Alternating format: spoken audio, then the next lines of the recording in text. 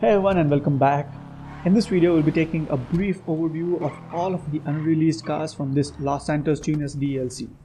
This will be just a small overview and walk around of all these new cars with their info, as I'll be making individual in-depth videos on all these cars showing all the customizations, top speed tests and reviews of them. So make sure to stay tuned by subscribing to the channel so you won't miss out any of them, as they are going to be detailed videos. This is just a glimpse of all these vehicles, as I said earlier, so without wasting any more time, let's get on with the video. There are a total of 17 cars in this DLC and 7 of them are unreleased, more of a drip-fed content. And here are all of the 7 unreleased cars parked together after I've completed the individual customization videos, and all of them are completely decked up. Coming to the first one is the Emperor Vector, which is based off of the Lexus RCF, or even the track edition you can consider. And some of them kind of confuse this with the BRZ, but you can clearly make out this is not the BRZ, because the Emperor in GT Online stands for Lexus in real life. I mean, right from the initial looks itself, you can make out all of these new DLC cars have so much resemblance to their real life cars. With this car too, from all of the angles, from the front, the side profile and the rear section, literally everything comes up to the real life counterpart, that is the Lexus RCF. I have somewhat done the track edition with the wide body kit, and you can see a lot more of these car customizations in the individual videos that I'll be posting soon. So make sure to stay tuned. And this car is priced at $1.8 million. That is a lot of money. But you also get it for a trade price of $1.3 million as well, if you unlock it in the LS car meet. So with this new reputation thing, you'll have to be unlocking a lot of trade prices in this DLC. Going to the interior aspect, at this point, the exteriors are pretty good, but interiors are all, recycled from the other cars. It's not that terrible. I'm glad that we can actually see the goddamn dials on this car, because in many cars we couldn't see the dials that being blocked by the steering wheel. And it also does sound really good. Might be one of the recycled sounds, I'm not sure. And coming to the driving aspects of the car, it is pretty quick, but one thing that I noticed is that the turning is not the greatest. It kind of has a lot of oversteer, but apart from that, it is pretty quick, and yeah, you'll probably love this car. Overall, a pretty good car. I give it a thumbs up.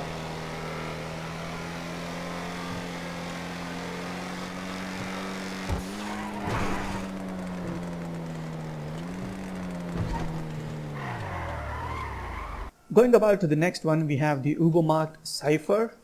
And I have kind of done the old school most wanted BMW, because one of the liveries of this car had the similar design of the old school most wanted BMW. So just for the sake of that, I did the whole build as well as the livery on this car for to match that particular car. But going about to the car itself, well, this car is actually based off the BMW M2, but it has kind of the BMW M4 headlights. And going to the side profile, you can make out that this is a BMW M2, but when you come to the rear section, it kind of has the BMW M5 taillights. So I can say it's a mix of few BMW cars, but still overall the car itself absolutely beautiful. As you can see right there, I've done the normal M series kind of a BMW M2 version right there. So this was, like I said earlier, the most wanted version. And just to show you the glimpse of the normal clean looking M2, here's a glimpse of it, and take a look at that. It looks absolutely freaking beautiful. Just like the real life one. And like I said, it has got the M5 taillights. But apart from that, the car looks beautiful, guys. Just about from every single angle, absolutely beautiful. And just like the real life M2, slight differences here and there, but nonetheless, absolutely beautiful car. Going about to the price of this car, this is priced at $1.5 freaking million. A BMW 2 Series car priced at over $1.5 million. Freaking insane. But it's also available for a trade price of $1.2 million. The usual unlocking with the reputation thing.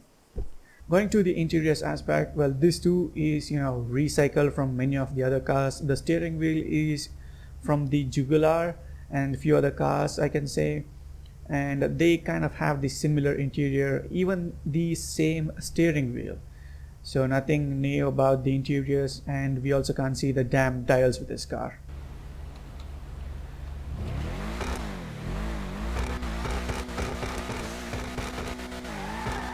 The sound is actually good, not bad or anything. Somewhat a mix of the older cars, I can say.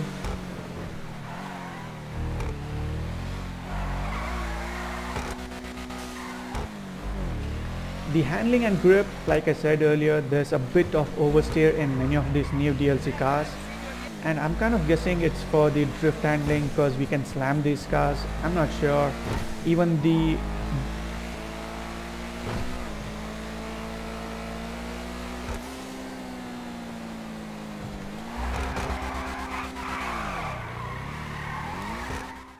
Moving on to the next one, we have the Vapid Dominator ASP. I mean, do I even need to give an introduction on what car this is based off? Absolutely not. This is based off the Ford Mustang Cobra R SVT, and with this car you can actually make few other variants of this particular car model, including the Neve Edge. So absolutely beautiful, the way Rockstar has pulled out even the rear section. Just take a look at that thing. So overall, a beautifully designed car, and this car is priced at $1.8 million. Yep.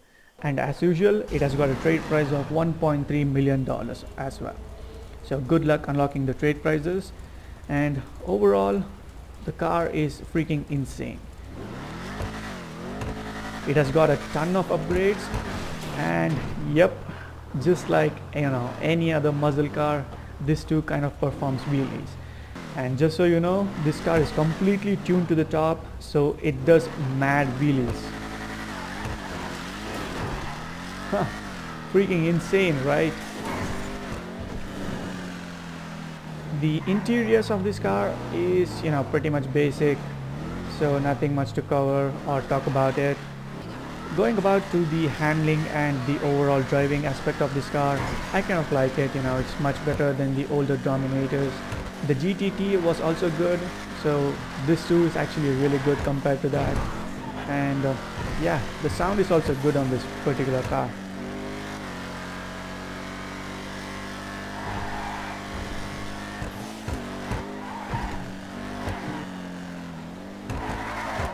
Moving on to the next one, we have the P-Fister Growler, and this car is based off of the Porsche Cayman S or the GT4 variant.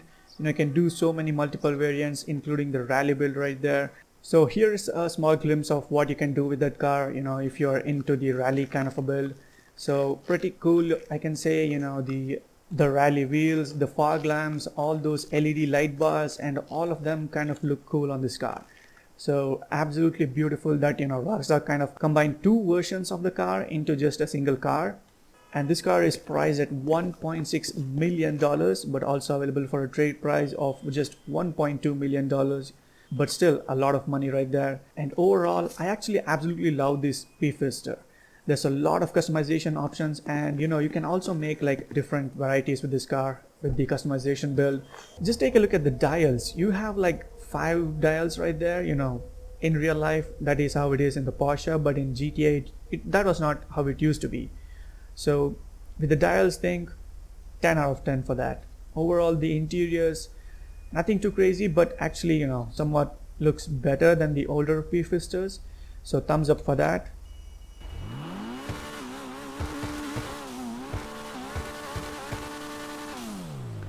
The sound, it's not too much of a difference, I can say, with the older ones, so it might be a recycled one as well.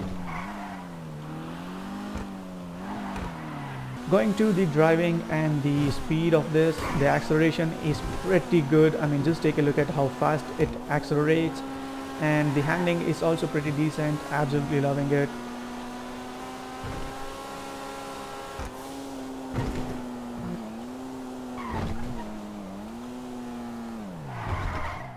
Moving on to the next one, we have another P-Fister, that is the Comet S2, and this is based off the Porsche 991 Turbo S or even the newer variant 992.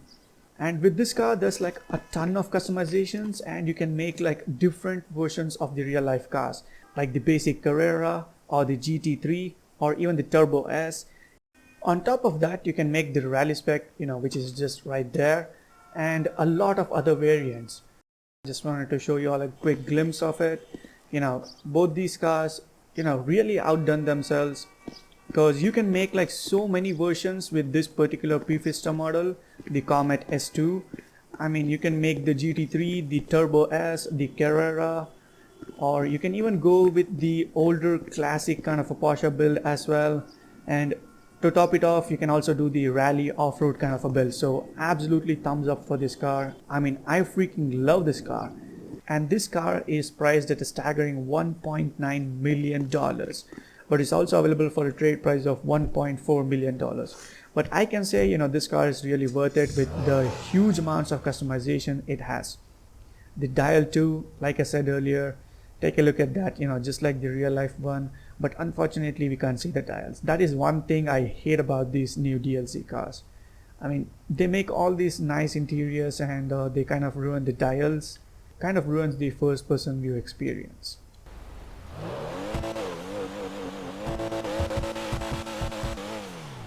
Well, it's pretty much recycled at this point. Bit of a tune right there, but apart from that, nothing too crazy or special for this particular vehicle. And going about to the handling and the driving aspects, well, it is a very quick car. As you can see, the acceleration is pretty crazy, and the handling, like I said, just like every other car, it has a bit of oversteer, and also it kind of glides on top of these curves. But apart from that, it is a great car.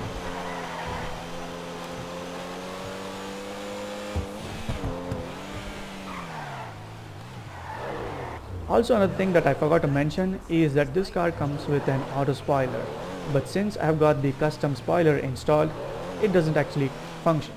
Moving on to the next one, we have the Karin Previan. This car is based off of the Toyota Soarer, or you can also consider the Lexus SC300. I mean, just from the overview of this particular car, you can make out the resemblance to the real life counterpart. And I've just gone and went with the drift build kind of customizations for this car. Nothing particularly kept in mind, just went with what looks good on this car. Apart from that, this car is priced at $1.5 million. Also with a trade price of $1.1 million. I mean, the economy in this game is just, freaking mind-blowing. Going to the interiors, well, this is actually an old car, so, kind of expect the same kind of interiors for this. The sound,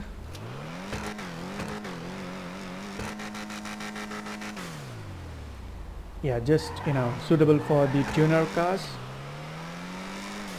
And with this car you can actually completely slam it to the ground, but just for the video I didn't slam it completely. It would be a pain to drive it around, so I didn't do that. With the handling and driving of this car, with the new drift tires in GTA Online, you could probably do some amazing drifts with this car.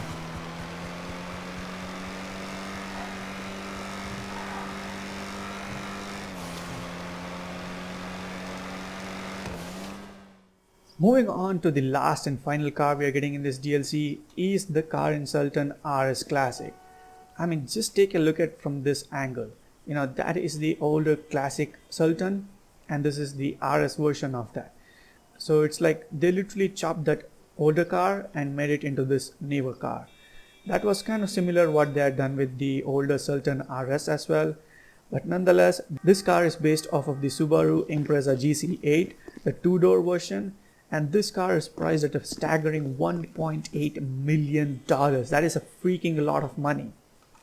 Overall, not much to talk about this car because, it's kind of a repeated version of the existing car. Although it does have a little bit of a wide body kit on this. You can notice it from this angle.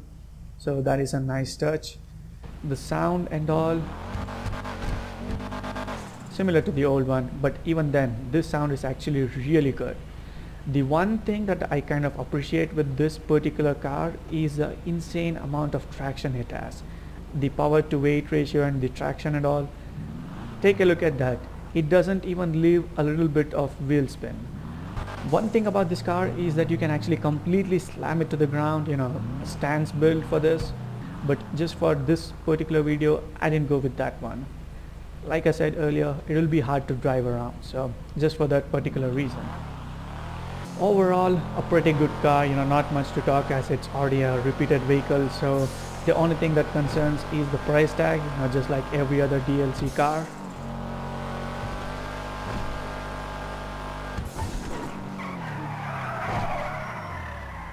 So there we go. Those are all the 7 new cars that we are getting in the drip feed content.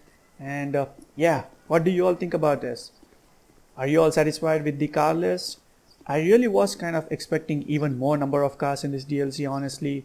I mean, we waited like 7 long freaking months, right? Overall, I think this was a good DLC, and bringing back the car culture scene to the GTA Online. That was a good move, I can say. Almost everyone liked it instantly. Alright everyone, that's it for this video. Those are all the unreleased vehicles part of the drip feed content. Great job to Rockstar with these new DLC cars, and the prices are freaking insane. None of these cars cost less than $1 million. That's freaking crazy. So that was the overview, and almost 2 months in the drip feed content. You guys will have to wait a long time for all the cars to drop.